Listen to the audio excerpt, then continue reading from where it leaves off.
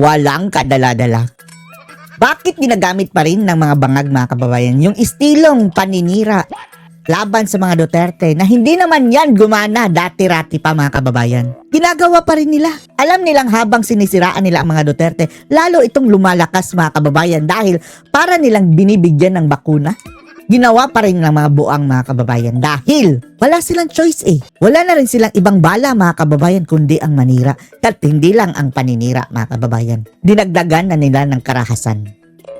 Etong panghaharas sa kanilang mga kalaban gamit ang mga ahensya ng gobyerno at resources ng gobyerno. Lalong-lalo na yung ombudsman para mapakulong mga kababayan ang kanilang mga kalaban.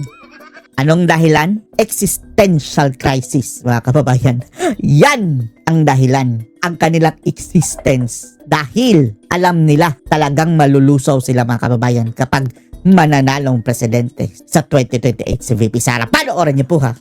Kung sinisiraan nila ang isang Duterte, di ba nagamit na nila yung ganyang klaseng formula? Walang kadala-dala. Pero ibang klase ngayon mga kababayan ay hindi lang basta paninira. Ginagamit mga kababayan ang gobyerno mismo. Mga sangay ng gobyerno. Hindi lang para makasira mga kababayan, kundi pati panghaharas. Yan ang kaibahan. Dahil dati mga kababayan, plainly black propaganda pero this time, pati harassment na mga kababayan, ipapakulong ka pa. Sir Lito, at hindi ito naging matagumpay? Hindi naging matagumpay dahil nakikita naman natin sa survey ratings, no? Pero existential na yan wika nga. Oh. Survival mode na sila mga kababayan. Ibig sabihin lang nito, wala na talaga silang ibang paraan kundi sirain mga kababayan ang kanyang kalaban. Nasobrahan yan sila mga kababayan sa pagbabasa yung Machiavellian na yan. Hindi po maganda yan mga kababayan. Sa totoo lang. Dahil puro kahudasan ang gawaing iyan. Para sa kanila, hindi nila matanggap dahil nga sa dami ng mga pang-aapi, sa dami ng mga abuso na kanilang nagawa, no? Hindi nila maubos maisip papaano na pag si Inday Sara ang naging pangulo. Paano na kung sila naman ang usigin?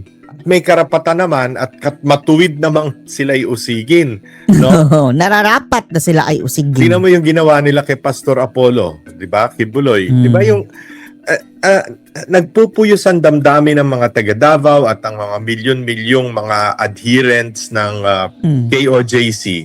Dumami ang nakisimpatya mga kababayan kay Pastor Kibuloy. Di ba dati sa totoo lang mga kababayan, mukhang wala nga tayong tiwala dahil hindi pa natin kilala eh. Pero nung nakilala natin mga kababayan na ganyan pala si Pastor Kibuloy, marami ang tinulungan at nakikipaglaban siya, kalaban niya ang mga NPA mga kababayan at mga gobyernong bangag na Marcos. Doon tayo napahanga talaga mga kababayan. At maging ang sakripisyo niya na nadamay pa siya ngayon sa kulungan. Dahil ang tanging kasalanan niya, hindi nga yan kasalanan, kundi ang tanging ginawa niya, isinuportahan niya ang mga Duterte. Tapos siya ngayon mga kababayan ang target ng mga bangag. So sad. Dahil doon sa ginawa, yung inhumane hindi ba? Miski si Presidente Marcos Sr. hindi ganun no? So ngayon, ewan ko. Ito ngayon grabe talagang kababuyan mga kababayan si Da Junior. Lahat natapos yung ginawa nila kay Pangulong Rodrigo Duterte, bagamat alam nila na napaka-popular ni Pangulong Duterte, no? At yung basta mo na lang kikidnapin ang isang dating pangulo, mag-80 anyos na actually. 80 years old na nga last di ba? Hindi ba? I mean, para sa Pilipino, yung simpatya lalong umigting, no? Kay Pangulong Duterte at by extension kay Vice President Inday Sara. Opo, dumarami ba ang kanilang kalaban? Gumagawa ba sila ng maraming kalaban po ang gobyerno ngayon? Making a lot of enemies. At makabubuti ba ito sa kanila? Considering lalo na ito parang napaghalata ng ating mga kababayan, bakit panay yung may mga reklamo, may mga kaso? Itong nandito sa majority ngayon at atat sila na talagang makasuhan, mabumilis ang kaso, agad na ma-aresto si Senador. Yan mga kababayan Di ba na fast track si Jinggoy mga kababayan? Talagang hindi nila pinaabot ng botohan na naman na pwedeng mag-online. Di ba? Naunahan pa niya si mga kababayan, Martin Romualdez na sinabi na ni Boy Rimulya na, di ba matagal na yung sinabi niya mga kababayan, nakakasuhan niya sa May daw, May? June na ngayon. Wala pang kaso si Martin Romualdez. Nauna pa si Jinggoy. Bato, full force. Tapos, yung mga full wanted force. daw, nakita ko sa post Sabi nung isang dating general ng pambansang pulisya, may mga dati ng mga wanted sa kidnap for ransom na may mga patong pa sa ulo na matagal nang naging Wala, wanted. malaya. Hindi ganito ka Oh. pursige ang Yan na lang NPA mga kababayan. Ngayon, andyan na sa Senado. Bumibisita-bisita yung ilan. Nahalal sa Kongreso. Diyos ko Lord. tugis po nila, Sir Lito. Yun na nga, malinaw na malinaw na ang direksyon ay laban lamang sa oposisyon, laban lamang sa mga kaaway sa politika. Kaya lalong nagagalit ang tao. Parami ng parami, hindi lang yung mga biktima ng kanilang weaponization of the law, yung mga taong bayan na nakikita na ano ba to? Sobra naman ito, no? Natatandaan ko nung panahon ni tatay ni BBM, nung si Ferdinand Marcos Sr., naging sigaw ng bayan noon tama na. Tama na, sobra na. Itigil na. Sobra na, Pagbabuyan na. palitan na. Ganyan din ang mangyayari dito. Pag ganyan ang kanilang ginagawa, hindi nila lulubayan ang kanilang mga kaaway o katunggali. Hindi naman kaaway, katunggali sa politika. Na parte naman ng demokrasya na merong majority, may minority, may opposition at may administration. No? Opo, bilang panghuli na lang na topiko po, no?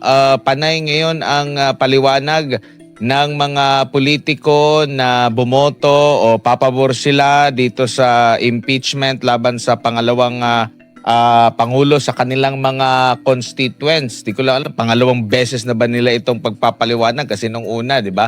Sa last Palusot. election, nagpaliwanag din sila. Sa tingin nyo po, Pag eto mga kababayan, pag matutuloy na itong eleksyon talagang blackout itong mga demonyong ito. sa hinaharap, Iba-blackout natin no, ito. lalo na, mayroon pang pending sa Korte Suprema po, no? Yung pag-question ni BP Sara. At itong nakikita nyo po na possible, baka ma-acquit lang din ang pangalawang Pangulo. Finish na ba ito? At yung mga sumuporta against sa pangalawang Pangulo, magiging finish na rin ba? Sir Lito? Mayroon pang Comelected, and then mayroon pang no election mga kababayan. They will try everything, Admar, no? Huwag na tayong, kaya nga yung meeting dun sa Soler, sinulat ko na at sa mga interview ay in-explain ko na. Bagamat maaring mahirap gawin, no, the fact na pinag-uusapan nila ng mga leader ng Kamara, no, the fact na pinag-uusapan yan, ibig sabihin they are, scraping the bottom of the barrel to find solutions to the political problems that they face, no. So lahat ay gagawin nila. Ngayon, siguro yung last or ultimate solution dyan na huwag naman sana nilang gagawin ay yung possibility of martial rule or martial law. Ayun. Gagawin talaga. Last nila yan, resort mga kababayan. Martial law. Alam natin yan Na ginawa din naman ng ama ni Pangulong Bongbong Marcos noong 1972, no? Huwag naman sana, no? That will be testing the fate of the nation too much, no? Opo, and yung possibility naman po na tawag nito, yung may magbabaliktad pa ba niyan pag nakita nila na hindi talaga natin mapuruhan ang mga Duterte. Tingin nyo, pag nagbaliktad sila, tatanggapin sila ng pangalawang Pangulo or nakalista na sa pangalawang Pangulo kung sino yung mga naging friends niya noon. Ay, hindi ganyan. Okay naman maging kalaban mga kababayan ni Sara Basta wala ka lang ginawang illegal mga kababayan, hindi ka lang nangurakot, hindi ka nagnakaw, hindi ka na maleta. Okay lang yan. Sa bunganga lang mga kababayan. Pero ang delikado sa'yo kung nag-aangas ka pa tapos namaleta ka pa. Hindi na ngayon. Alam mo, Admar, miski nung umpisa pa lamang yung mga impeachment na yan, no? Kontra sa pangalawang Pangulo, ang aking prediction ay baka umabot ng 16 to acquit, hindi 16 to convict. Posibleng dahil nga nagkatikisan na itong majority and minority ngayon, posibleng ngayon na bumaba yung 16. Ibig sabihin, hindi na 16 to acquit. No? Kasi 16 ang kailangan para conviction. Posibleng bumaba na yung 16 sa na magko-convict, na mag-acquit, no? Posibleng mga ano na lang yan, siguro mga mababawasan niya ng 5 o 6 pa galing sa minority ngayon, yung 11, no? Mahahati pa yan. At yan, in the end, babaliktad at boboto rin for acquittal, no? Basta So far, tumatama hindi yung aking mai-impeach. mga prediction. Palagay ko, tatama pa rin ako Hindi mai-impeach si BP Sara, mga kababayan. sa prediction kong yan, no? Mag-a-abstain yung ilan na yan. Na overwhelming ang magiging decision ng Senado to acquit rather than to convict. Tsaka itong dalawan against sa pangalawang Pangulo, patunay ito na wala pa talaga silang matibay na pantapat sa kanya for 2028. Wala pa talaga Yan sila ang malaking problema ni PBBM. Assuming na Bangag. wala siyang planong masamang plano na Mayroong masamang plano yan. Kailan pa wala? patiralin pa ang papalawigin ang kanyang termino, no? Palampasin ng 2028. Assuming na hindi ganon at talaga magkakaroon ng halalan, ang napakalaking problema niya ay kung sino ang kanyang magiging manok o sino ang kanyang magiging kandidato. Bangag. Sa hanay ng administrasyon, yung pinaka mga masabihin na natin mayat-maya nasa TV, mayat-maya na Tulpok. naglilibot sa buong bansa, Si mayat-maya Risa. nagpe-press conference, no? Na mga miyembro ng kanyang administrasyon, lalo na ng kabinete, Si Boying Rimulya, sina mga kababayan, Vince Dizon, yan ang tatakbong mga senatong. Si John Vic, 3% pinakamataas na 5% ang survey the least senator, mga kababayan. Tapos, may balak din niya magpresidente. ratings, no? Napakahirap, no? Lalo na kung kiss of death pa yung endorsement ng Pangulong Marcos. So ngayon, ito naman mga pinklawan, no? Umaasa at kaya sila pati yung mga kaliwa, no? Nagbi-build up trying to build up rather ng kanilang kandidato na ang habol nila ay basbasan ni Pangulong Marcos para magkakaroon ng Diyos ko, bangag. Negative. Kung mayroon man silang basbas na gusto dyan, mga kababayan, yung mandaya, basbas ng pandaraya. Kumilik na lang ang kanilang panghahawakan dyan coalition between the Pinklawan and the administration. Ang tanong ko sa iyo, Admar, MJ, palagay mo ba magtitiwala si BBM na kung manalo man ang Pinklawan sa susunod na halalan? Ikukulong. Tinrider nga niya si Tatay Digong, mga kababayan. Na tinuturing pa siyang kaibigan ni Tatay Digong at nagtuturing yan silang kaibigan dati. How much more na ang mga Pinklawan na dati ng mga anti-Marcos yan? Sa Panguluhan, poprotektahan siya, no? Palagay mo kaya gagawin yon ng mga Pinklawan? Yan ang mga kung tutuusin mo nagpapapil na silang yung mga wala silang ginagawang masama, no? Sila yung nagpapapil Walang na sila ginagawang masama. Parang holier than thou. So Ay, imposibleng hindi nila Oliver! usigin ang kasalukuyang administrasyon pagdating na sila ay nandiyan na.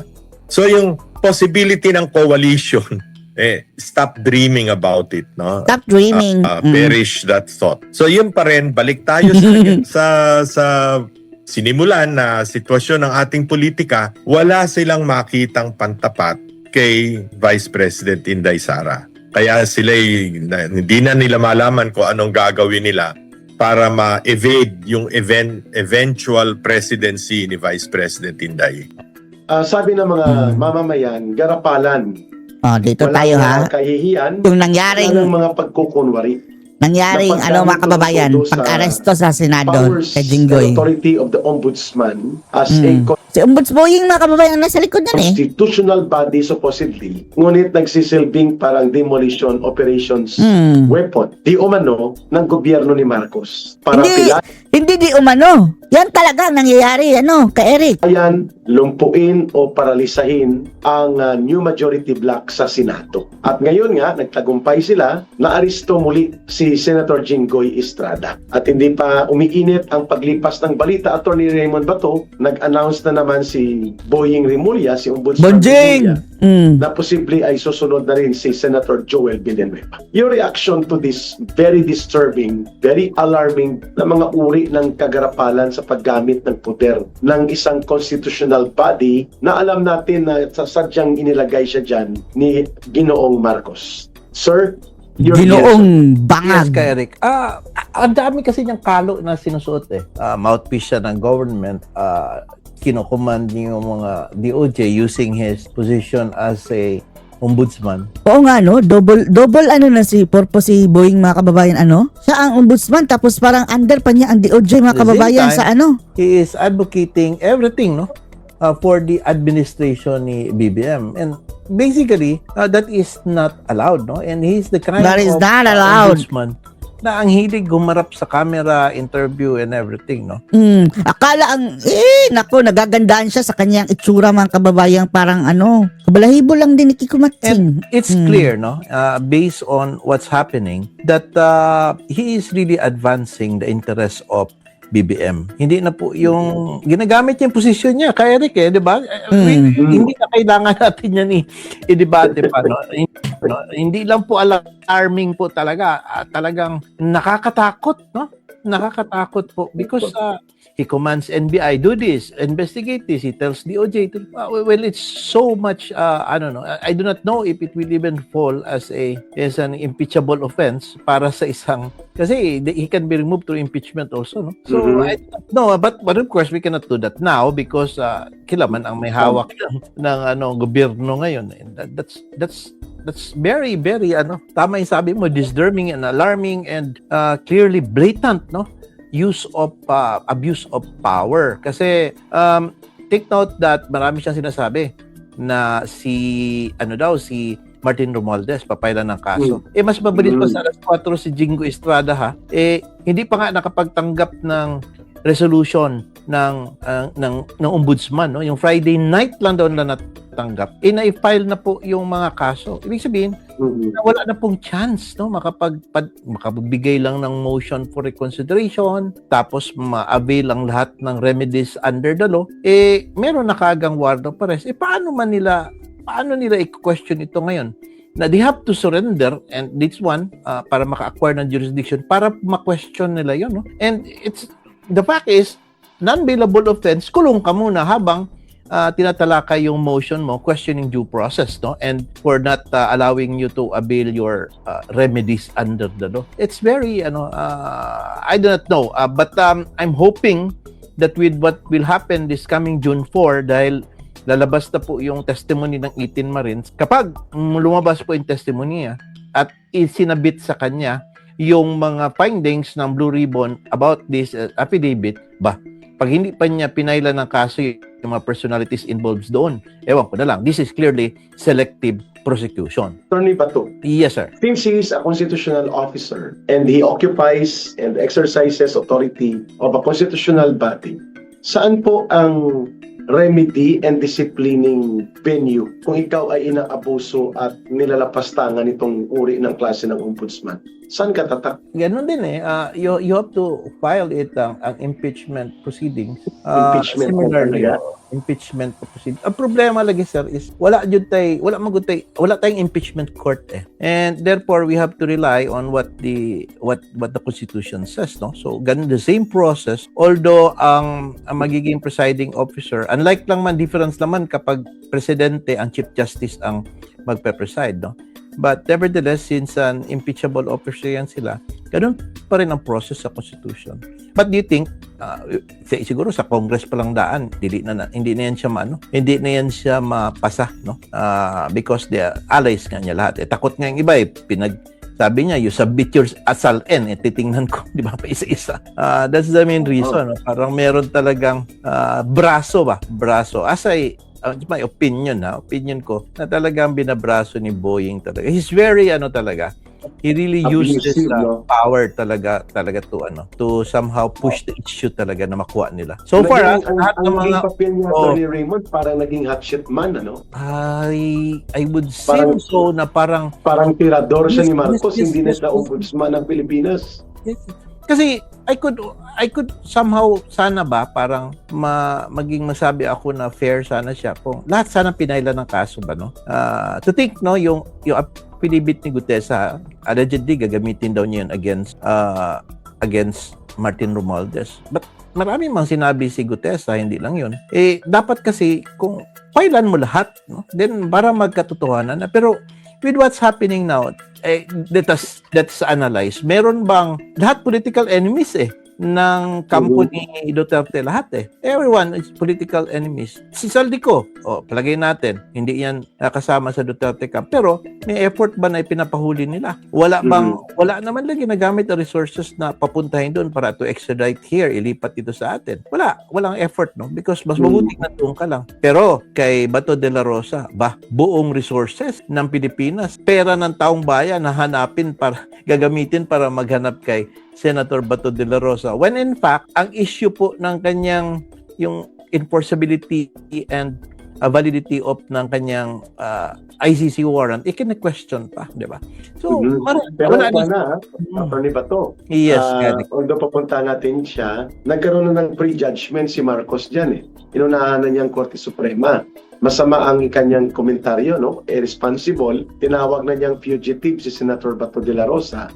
Ongoing pa ang active case ito sa Supreme Court. Pero before kita kuhanan ng opinion dyan, gusto kong ipurso ito Ang bilang abogado ka, kung, pardon for my word, kung tarantadong ombudsman, aside from the impeachment, saan mo siya pwede i-clip o supilin ang kanyang pagiging tarantado other than the impeachment? Maybe siguro to file yung petition before the Supreme Court, no, questioning yung grave abuse of authority niya. Pwede Because at the end yun? of the day, yes, oo. Yung mga actions niya kung naaayon na ba sa Constitution, no? Wala pang nagpa-file So dapat po mapailan niyan siya yung mga overreach na ginawa niya. Yung Otraveres, no? Yan. Ultra vires. That's correct. That's a good word. That's a Latin word for outside of his scope of authority already as an ombudsman. Imagine mag-interview siya about doon sa papailan ng kaso. Okay pa. Bigla, pasok siya. Alam mo, kung dapat kay Bato de la Rosa, magsuko yan siya dahil kung totoong mga ganun ba? Umabot siya doon. Ano ba pakialam niya sa ICC warrant? Hindi man yun sa kanyang domain ng trabaho niya as ombudsman. Yun nga sinasabi ko. He is wearing too many hats. Hindi niya alam kung kailan yung suotin ito. Pinagsasabay-sabay kay Eric. No? Grabe ito. First time mo ba ito nakakita? Nanginginig ako. Minsan hindi ko na alam. Nanginginig ako. I'm so nakita ko. Grabe talaga ang power na pinapakita niya. In fact, even noong sa DOJ pa po siya noon, grabe talaga yun. Imagine right to our face, no?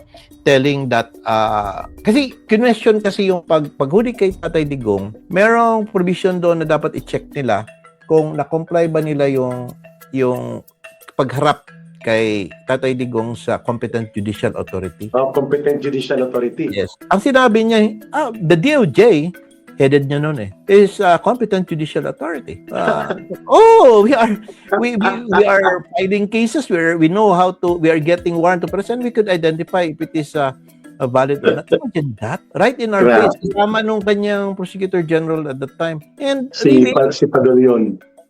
At sino nga, sir? Sino nga yung ka, Eric? Si Richard Padulyon. Yun. Right in our face. Makita mo talaga parang... Mali ba? Attorney, bakit mali yon? Why can't the DOJ be a representative of a competent judicial authority? Hindi man sila korte. Quasi-judicial agent, prosecuting arm sila. Part sila sa judicial system, but they are not the courts. So mali ka? Kaya nga, Mali. ang tingin ko, because of that, later on, pag sisingilin sila for purposes of accountability, lahat sila po. Yung final na kaso, or yung ipa-file na kaso sa kanila for, let's say, yung tawag nila arbitrary detention might hold water, no? Especially po kapag karoon na po ng final decision ng Supreme Court na say yung ginawa, no? Kasi basically, hindi natin pag-usapan ng accountability, ka Eric, no? Kasi lahat naman gusto malaman kung may accountability ba talaga o wala, no? That's how it is. However, what I'm trying to say is that yung process ba na minadali na papuntahin doon at ihatid sa ICC, no? Mhm. So that is now fate accomplished. Pagdating doon, kaya nga kinonfirm ng ICC ang charges, ikaw ba itong tao na to and everything, because they want to comply with that, no? Yeah, correct. And it's a fate accomplished na nga. Ang sabi nila, wala tayong magawa. Alam nga naman isauli pa sila ng ICC, hindi talaga siya isauli. Ngayon, they want to do that kay Bato because when asked if whether or not pag mahuli niyo si Bato de la Rosa, are you going to bring him to the competent judicial authority? Hindi nagsagot yung mga DOJ. Sabi ko, bakit hindi ka magsagot? But a simple question, di ba? Nakikita ko yung interview eh. Oo, padado ni pagtanong kay Trillanes na may kasama ka bang Interpol dito ngayon, hawak ka. Wala, ayaw niya masagutin. Sabi ko, Which brings me to my question now, Atty. Bato. Do you think it was very irresponsible and very interventionist at walang paggalang sa separation of power and authority of the court ng Korte Suprema, yung statement ni Bongbong Marcos as president sa interview niya sa Japan, calling and labeling Senator Bato de la Rosa as fugitive, as if it is already a conclusion with legal and judicial authority of decision. Paano mo tinitingnan yung ganong mga pirada niya sa media na parang hindi daw siya na umaatake pero hinahatulan niya si Senator Bato de la Rosa while the question of legality and validity of that document or that order of the ICC is still under resolution subject to the deliberation and decision of the Supreme Court, Atty. Bato. Yeah, alam mo, wala na siya pakialam eh. He doesn't care anymore. Because as you see, kung ano yung pinagsasabi ng mga tao niya sa baba, na-confirm talaga nanggaling sa kanya. Kasi the same language, no? Fugitive from justice. Yun ang ginagamit ng mga sa baba na mga tao. Then, when he spoke at sinabi nga niyang fugitive na daw ito, edi talagang sa kanya ang narrative na yun. Now, assuming na ang word na fugitive in the concept of the ICC is international law is maybe he is a fugitive. But with respect to the enforcement here in the Philippines, the issue of whether or not fugitive siya is questionable because ang question mo na is ano bang law na binayolate niya? When in fact, the very basic question is that since we have already withdrawn from the ICC, meron pa bang batayan, may jurisdiction pa bang ICC mag-issue ng warrant of arrest? Now to think that the confirmation of the preliminary investigation, mag-conduct ng full investigation by the ICC to the prosecutor happened after 2 years. Yes. Diba? Ibig sabihin, tapos ngayon, sasabihin ng ICC, we have residual jurisdiction for the crimes committed at the time na member pa. No, you cannot do that anymore. Because kailangan simulan ang investigation during that period na yung sa 1 year na simulan na, wala ba na simulan? Preliminary examination naman yun. Tapos, ang full authority talaga to conduct full investigation happened after 2 years na. So, ako, di ba, it's a question na kung ganun man, ano pang binayolate na batas ng mga ni Senator Bato de la Rosa and how can he become a fugitive? At bakit ang government ang nagpupumilit maghanap na dapat wala ako makitang Interpol sara na talagang nagsasali, mag-conduct ng hearing. No, there is no Interpol order, I think, Attorney Raymond Bato.